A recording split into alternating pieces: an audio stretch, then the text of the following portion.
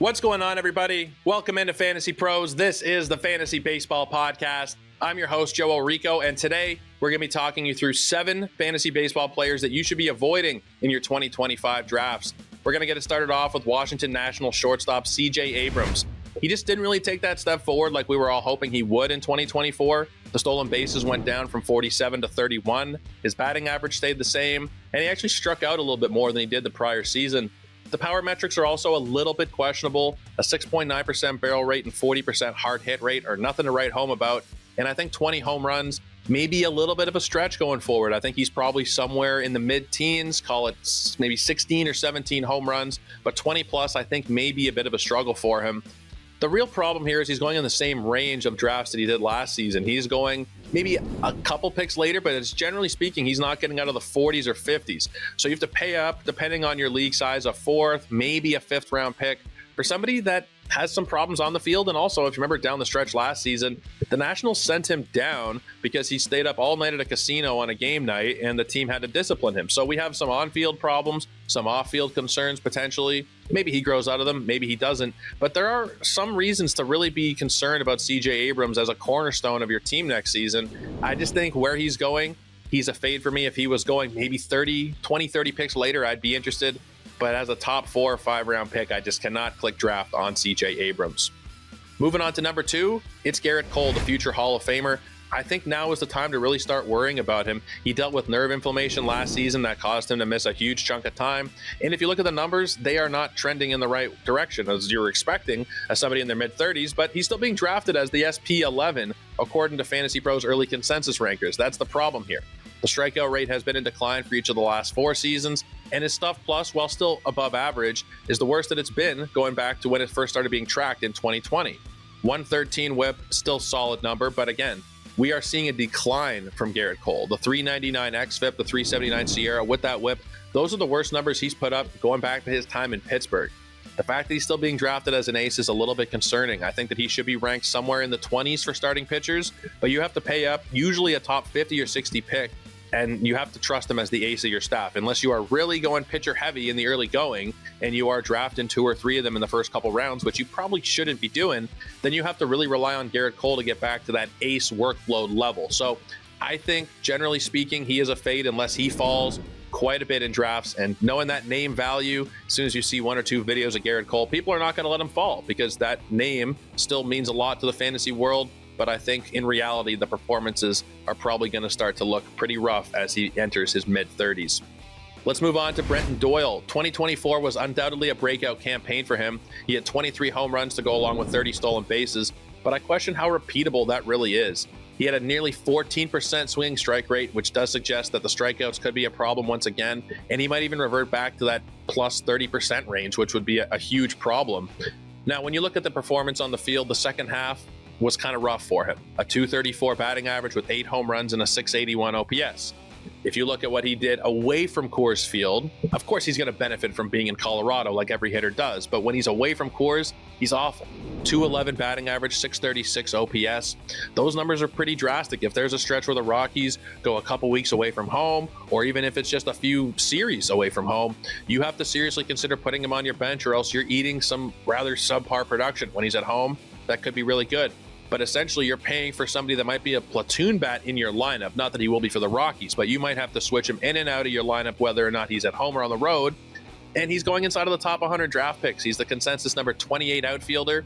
And at that price, I just don't want anything to do with Brenton Doyle in 2025. Before we keep it going, I want to remind you guys about everything you can do with the Fantasy Pros Mock Draft Simulator, the best way to level up your fantasy draft prep for the 2025 fantasy baseball season. Complete realistic mock drafts in minutes without waiting between picks. Tailor your mock drafts to your league-specific settings, including roster configurations and scoring systems, and you receive instant feedback and draft grades to refine your strategy and gain that competitive edge. You might hear things like, Joe Pisapia really liked your draft. Joe Orrico was not the biggest fan. Chris Welsh thinks you should have taken this guy over that guy. You will get that instant feedback and analysis from the people here at Fantasy Pros and the rest of the consensus rankers as well that are on the site. If you guys want to check it out, fantasypros.com/mock. Prepare confidently and dominate your draft with our mock draft simulator. Let's keep it going with Christian Yelich at number 4. When he's on the field, there's not much denying that Christian Yelich is still very great. but it's a matter of how much we are going to see him in 2025. He injured his back in late July, and the former MVP had surgery in August and missed the rest of the season. We also got a report yesterday or 2 days ago, depending on when you're listening to this, that he may not even be ready for opening day. That's just too much of a risk inside of the top 100. Sometimes he falls outside of it a little bit, but generally speaking, you're paying somewhere in the 95 to 110 range or so for Christian Yelich, another guy where that name value is still there. We know him as an elite fantasy asset when he's on the field. But these back injuries are nothing new to him. He's actually, if you go to look at any injury history page for Christian Yelich, it's back. It sounds like a Boomer home run call. It sounds like a Chris Berman home run call from the home run derby. It's really bad. And I think if you're drafting him with the expectation that he's going to play a whole season or even the majority of the season, you're probably taking on too much of a risk there. So if Christian Yelich is seriously falling in room, specifically with IL, then I don't mind it. But around the top 100, anywhere inside the top 100, I just can't do it. It's not about the performance. It's just about the health at this point, as he is now into his mid-30s, and you got to wonder if they're going to try and take it easy on him, try and preserve him for later in the year. There's a lot of potential risks that come with drafting Christian Yelich. Let's move on to number 5, and that is Luis Castillo, Seattle Mariners starting pitcher. It's kind of similar to Gerrit Cole. He's being drafted as kind of a borderline ace when he doesn't really deserve it anymore. I think he greatly benefited from pitching at home in Seattle, a 3.15 ERA and a nearly 23% strikeout minus walk rate. Elite numbers, no question. But on the road, he had a 4.25 ERA and an 11.9 strikeout minus walk rate. Now that's concerning enough as it is, if you have to worry about sitting him every time that they go away from Seattle. But if you look at the trends on his fastball velocity and stuff, those are where I really start to worry, specifically with the fastball velocity. Over the last 3 seasons, 97.1 miles an hour, 96.3, down to 95.6. That is kind of a drastic fall to lose 1.5 miles on your fastball in just a matter of a couple seasons. The stuff has gone from 116 to 109 to 105 in that same time frame. So as a locked-in top 100 pick, as somebody that is usually being drafted as an SP2, but I think there will be people who take him as an SP1, I just don't think it's really worth the risk at this point. You're starting to get to that range of drafts where Luis Castillo's going when there are a lot of really good pitchers that you can take a chance on. We've talked about them on shows here on the program, Spencer Schwellenbach, and a ton of guys that are going in that kind of 100, even before pick 100, like the 90 to 150 range, where you don't really need to take a chance on a guy in Castillo who's getting older, who greatly benefits from his ballpark, and who is losing ticks on his fastball. There's a lot of reasons to be concerned, and if they do end up moving anything around with a batter's eye at home, then you could be looking at some real trouble with Luis Castillo in 2025 and beyond. Let's move on to number 6, Ezequiel Tovar. 2024 was a breakout season for him, but there are still some very concerning trends under the hood. He struck out nearly 29% of the time with a 19% swinging strike rate. That is a really, really high number. It implies that the strikeout rate could soar well above 30% next season. He also struggles to get on base, generating just a 3% walk rate and a .295 on base percentage. He greatly outperformed his expected batting average, slugging, and WOBA, and he stole just 6 times in 11 attempts with a 71st percentile sprint speed. So if you're looking at the whole picture, it's not about what he does poorly, it's about what does he do well. And there's really not a lot of things that Ezequiel Tovar does well. He has a pretty good launch angle, which does benefit him in Colorado, but there's a lot of concern there with the actual performance. The glove is great. He's going to stay on the field, but we might see a situation where the batting average really dips. He's not getting on base.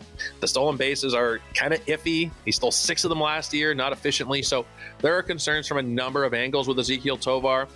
At the deep shortstop position, I just don't really feel the need to take him inside of the top 150 picks. There are so many shortstops. And yes, you shouldn't wait until the very end of your draft to take a shortstop. But if we're talking about Tovar, I just don't really want to take that chance. Again, you have to sit him a lot of the time away from Coors Field. There are concerns about the performance. There's just a lot of problems with Ezequiel Tovar. Rockies fans, I'm sorry. This is probably not going to be your favorite video, but I just cannot stomach taking Ezequiel Tovar in 2025. Let's wrap it up with Anthony Volpe at number 7. He took a bit of a step back offensively last season, 21 home runs down to 12, and the barrel rate went from 9% all the way down below 4%. 9% is a really good number. Below 4%, you're approaching like Stephen Kwan, Luis Arraez type of territory. You're not quite there, but you're getting there. The batting average did improve, but it only went up to 243, so he's still not an asset in that department. And there's also the big question, probably the biggest question, of where Volpe's going to hit in the order. Aaron Boone was talking over the last couple of days about how he has no idea who's going to lead off for the Yankees. It probably shouldn't be Anthony Volpe. He's had a sub 300 on base percentage. They actually dropped him from the leadoff spot last season in early July, and he never got back up to the top of the order. So if Volpe's hitting 6th, 7th, 8th in the Yankees lineup, and he's being drafted as a top 13 or 14 shortstop in the top 150 picks, I just can't really see myself getting behind it. There are so many great shortstops at the top of drafts. I don't mind speculating on a lot of guys going a little bit later, specifically Bo Bichette.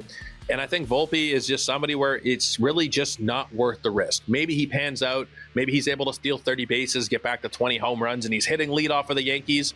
But it doesn't seem terribly likely that that'll be the way things play out. So once again, we got CJ Abrams, Gerrit Cole, Brenton Doyle, Christian Yelich, Luis Castillo, Ezequiel Tovar, and Anthony Volpe. Let me know in the comments, who are you guys fading for 2025 fantasy baseball drafts? Who are you targeting? Let me know down below. Until next time, take it easy, everybody.